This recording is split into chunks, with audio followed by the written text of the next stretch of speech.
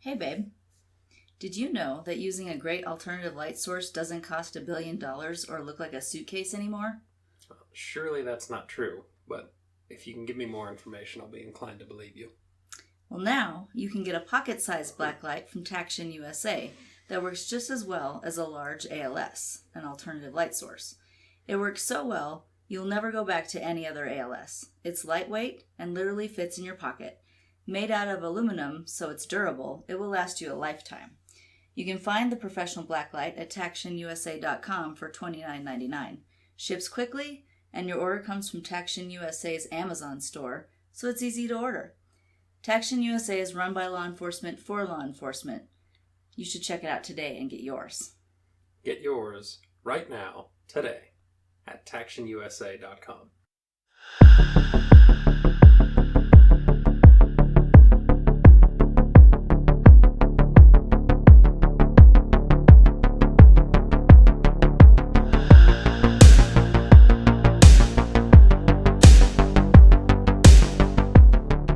Welcome to Crossing the Tape, your favorite true crime podcast with your hosts Brendan and Hillary. Woo. Welcome to Murder by Design. Sign the crime scene log and join us. So this time around, we got a story for you of 5 murders, all solved, but all still a little mysterious. And as 2 fashion icons ourselves, we're uniquely qualified to cover the story. But it's important not to muddy the waters here. While the story does involve the murder of a very high-profile victim, there's a total of 5 people who were needlessly killed, and each of their deaths are equally tragic and unfortunate. Mm-hmm. So let's waste no time. Dive right in. Now, as we mentioned up top, all the cases are solved, and it didn't take long for the perpetrator to be identified. Pretty much immediately. Mm-hmm. Like within 2 days of the first killing. Which is refreshing. Yes. That it was no more people had to lose their life, needlessly. And we'll discuss more later the difference between spree killer and serial killer. But I saw one place noted this may have been the first time in American history that a serial or spree killer was on the loose and still killing, but his name and photo were on the nightly news every evening. Because they knew who he was, and he was just still at it. Bananas. Tremendous bananas. Now, the man we're speaking of was Andrew Philip Cunanan. He was born August 31st, 1969, the youngest of 4 children. He grew up in National City, California. His father was a Filipino-American gentleman and a stockbroker after he left the Navy. His mother was an Italian-American, so he had a mixture. Mm-hmm. Especially that Italian. Yes, we know you're highly biased. Now, his criminal behavior began when he was in his teens. It was then that he perfected his ability to lie, beginning with telling big stories about his family and his life, trying to impress people, blah, blah, blah, my dad could beat up your dad, I'm the president. Things kids lie about, right? But he could also change his appearance very well, and he was quite into fashion and cared about how he looked. So he took good care of himself, well-groomed and such. Now, Andrew was gay, and he began having affairs with older men, but only if they had some money. Mm-hmm. After high school, and I say again, he was in high school while he was doing that. Yeah, that was when I read that in my research. I thought, wow. Oh dear. Yeah, oh dear. We got some things. It's no place for a high school student. No. Now, after high school, he enrolled in the University of California in San Diego. A year later, at 19, Andrew's father left the family when he moved back to the Philippines to evade an arrest warrant he had for embezzling money. No good. No. Especially for, he was a stockbroker. Yeah, he was a stockbroker. And I guess it's easy to start embezzling when that. You're dealing with people's money. But just move it into your own account. Oh, dear. But then you have to flee to the Philippines. And that's just too much trouble for me, I'd say. Andrew began going to local gay clubs and restaurants. His mother was a devout, I believe, Christian woman. Mm-hmm. Very devout in her religion. Didn't take well to Andrew's lifestyle. But it seems like with his father out of the picture, Andrew felt like, if Mom frowns at me, whatever, I don't have to answer to Dad about where I was all night. True.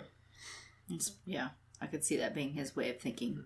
And he seemed to fancy himself the man of the house after that, because at one point, Andrew and his mother had a heated argument about his lifestyle, and he threw her against a wall, and her shoulder was dislocated as a result. Oh dear. His behavioral issues began to escalate, and it was soon determined that he may suffer from an antisocial personality disorder.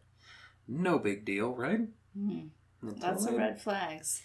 Yeah, he's a troubled man. Yes. Troubled youth into a troubled man. Mm-hmm. Perhaps issues with fatherly resentment. And his mom doesn't like the way he lives. He wants to live his life. And I think he wanted to aspire to be something else. Mm-hmm. So he didn't like his life, which if you think about it, if his father was a stockbroker, he probably did pretty well. Yeah, they were probably doing all right. Yeah. Especially in the embezzlement years.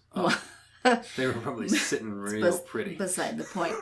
So, but, he obviously wanted to aspire to be something greater than his life was. Right. And so then there was like that. They grew up on the street or anything. No. So, but then he wanted to exceed that. Right. And then I'm thinking when his father got in trouble, that probably triggered some more things. Mm-hmm. And he already seems like he was uncomfortable in his own skin because he couldn't be himself because of his mom. Right. So that it's all boiling. Mm-hmm. Yeah, it's building up. Yeah. And then he has the argument with Mom. Yeah. And slams her into a wall. Yeah. So now he's not just angry, but he's violent. He's violent. Part of his antisocial personality disorder meant that he showed little remorse or empathy. And in 1989, he dropped out of college and moved in with some friends in San Francisco's Castro district, the hub of San Francisco's gay community. And while living in San Francisco, Andrew continued his ways of befriending wealthy older men. He also showed a major interest in sadistic, violent pornography, and even starred in some films which have been described by people close to him as hard to watch. We won't go into it here, but I did read a description of one scene involving multiple partners, and basically Andrew was the willing victim, if you will. I didn't read any of that stuff. I think I got to probably some of that and went, whoa, never mind. We're not going to include that anyway. I don't need to know. Yeah, so apparently pretty heavy stuff that he was happy to partake in. Which, I'm going to pause. Mm-hmm.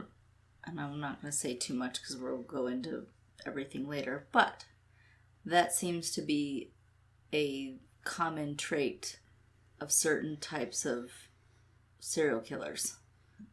Is the violent sexual almost, it's an addiction. Yeah. And yeah, he spent a lot of his time just watching. Even some, porn. yes, I was going to say, even exposure to it. There have been serial killers that have been exposed to that kind of pornography at a very young age. And suddenly it's something that attracts them. Mm-hmm. And that kind of thing seems to connect with certain types of serial killers. Right. Exposure to that early on in certain people and, like strange sexual experiences at a young age have led to this I don't know, strange development, this improper I can't help but think that it's something that kind of they become disconnected from like regular social life, especially those exposed to it young. Mm-hmm. When you're not allowed to be a kid anymore, I think that affects you later. Right. And he's barely into his 20s at this point. So he's been exposed and experienced a lot. And he spent part of his teen years enticing older men. Right. So he has some issues for sure. Yes, he has been around a lot of that growing up, and now into adulthood he's much the same. He became violent, going from being angry to being violent. Right. He's gone from trying to attract wealthy, older partners he could take advantage of to, I'll star in your movie, for, for whatever. Be part of some wild scene with whips and multiple people and all manner of depravity. Yeah. As he was known to party in the Hillcrest and La Jolla areas of San Diego as well, and also Scottsdale, Arizona. But all that time, while taking part in the depravity, he was dealing and consuming prescription pills, cocaine, mainly meth, and marijuana, of course. So combine that with his psychological disorder as it is. Violence, sexual depravity, and drug and alcohol antisocial abuse on top of the personality disorder. I'm sure it all mixes. Oh yeah, I'm sure it did. During his acting and dealing days, Andrew went by many different names, including Andrew De Silva, Lieutenant Commander Andy Cummings, which maybe that was one of the stage names, I don't know. That's what I thought. Drew Cunningham, and Kurt Matthew Damaris. Cunanan loved his time in San Francisco because it allowed him to be who he wanted to be, while he was also around the kind of people that he wanted that attention, money, and affection from. Wealthy, older gentlemen. Mm-hmm. Fellow gay men. Right. People he could do drugs with, drink with, party with, film spooky movies with. But before we go any further, let's hear from ourselves on behalf of our sponsor. If you are looking for a career change or to expand your knowledge in an already established one, look no further than the National Investigative Training Academy. The National Investigative Training Academy, or NITA, N-I-T-A, has well over 100 courses with 70 professional development ones alone. NITA is constantly adding to their course catalog, and courses are focused on private investigation and security fields. Whether you would like to become a private investigator or you need continuing education for your investigative or security career, the National Investigative Training Academy is for you. All courses offered are 100% online and do at your own pace.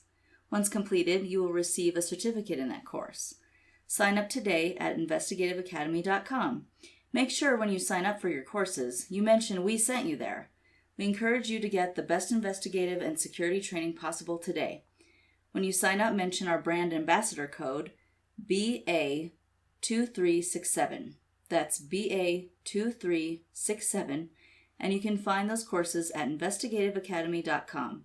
Look for links in our show notes as well. And we're back. Now, one particular wealthy older gay man that Cunanan had a run with was fashion mogul Gianni Versace. No. What? Versace. That's what I said. Versace was in town in September of 1990. Versace had designed costumes for a San Francisco opera production, and he was attending a gala after the event at a local disco, which they apparently had still in 1990. I bet those were fun. A 90s disco. An early 90s disco. Who doesn't like, a little disco music once in a while? Yeah, I'm sure electronic music was becoming big and whatnot. Mm-hmm. Cunanan is alleged to have been at the disco that night. This is according to a few different sources who were first-hand witnesses. And Andrew and Gianni Versace had a conversation, but nothing more came from that meeting for now. Mm-hmm. Now, the wheels began to come off of Cunanan's party world in the fall of 1996. So he had a good run. Like 89 to 96. Partying, he needs money, he attracts some gentlemen. Mm-hmm. Apparently his looks, this is not my assessment, but I hope not. Somebody had said that on the 10 scale of appearance, Andrew would really only be about a 5. Really? But it was his charm that catapulted it. Yes. He was fine, but he was just so charming and outgoing, even with that antisocial personality disorder. That was one personality, probably. Well, he's manipulative, I'm guessing. Yeah. That he doesn't really like people or care for them. No. But if he needs something, he can talk you into whatever. I didn't really come across any pictures of him. I'll have to look that up. Yeah, I'm not going to make a declaration as to where he falls on the scale, but... Well, good. For those listening, you decide. As Cunanan got deeper into the world of drugs, he was dumped by his main benefactor, of course, wealthy fella who had been giving Andrew about $2,500 a month to live off of. Just Back to be then? in 1990. Wow. Well, 96 at this point, but I guess he'd been involved with this guy for a bit. His glitzy lifestyle vanished in an instant when that allowance was cut off. Andrew was used to spending his money as fast as it came in to present himself as a person of status. Of course. Because he apparently cared quite a bit what his friends thought of him. So he wanted to show up, fancy clothes, fancy jewelry, take him out to the expensive restaurants and all that.